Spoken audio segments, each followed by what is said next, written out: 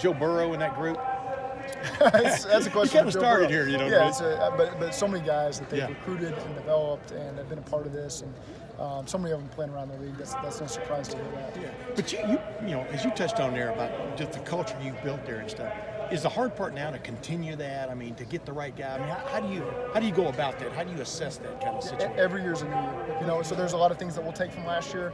That fuel certainly is burning inside of us right now because of how we came up short, but we'll take a lot of those lessons. A lot of it's starting over. You know, you can't just count on the camaraderie you had in years past.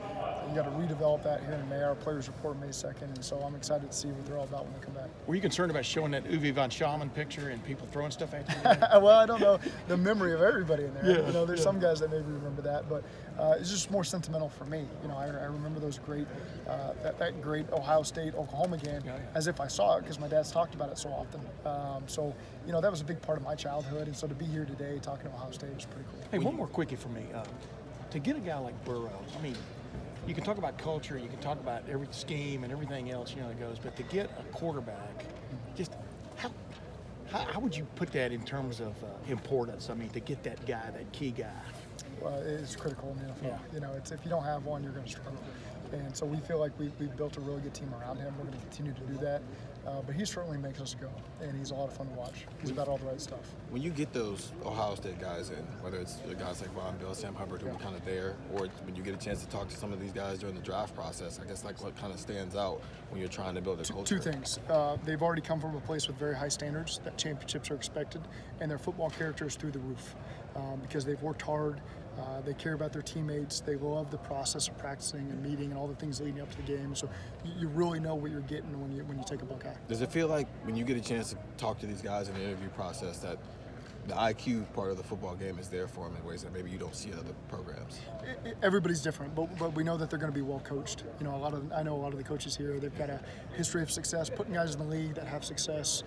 These guys always play for championships, and so you got a pretty good idea of what you're getting when you take one of these players. How well do you know Ryan Day? Pretty well. He and my brother worked together at the Eagles, and so you know we both coached quarterbacks in this league coming up a little bit. So I've known Ryan for a while. What's kind of that relationship like in terms of talking about his players as you go through the draft process? He's just so genuine, and so you know where you're getting from Ryan, and you can just see why his teams have been so successful is because I'm sure that these guys believe in him and what he's about, and just very genuine person. I'll take two more, and then I got to head inside. Sam Hubbard give you any stock tips yet?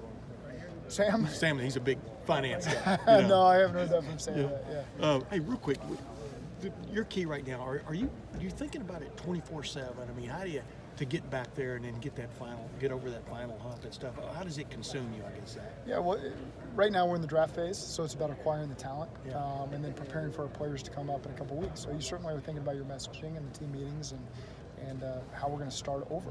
Really, is we're going to draw from the things that we've experienced the last 3 years, not just this year, but the last 3 years, the lessons we learned, and then continue to build on that with the new group this May. You mentioned Vonn Bell, and I'm curious about how did he kind of start as that leader, or was that kind of developed over time? How did you see? I think anytime a guy walks into a building, we could immediately see he's there at 6 a.m. every single day. He's the first guy in the building, and he's consistent with that, and played for championship teams here at Ohio State, competed for championships down there in New Orleans. So we knew that he was a championship pedigree style player. But like anybody, he came in during the COVID year, so his first day in the building was in August. So it's hard. I knew he had the leadership qualities, but it's hard for a guy to walk in the building. He doesn't know anybody and take it over. So, but he's certainly at that point now where he's a captain on our team and somebody guys look up to. So that's it.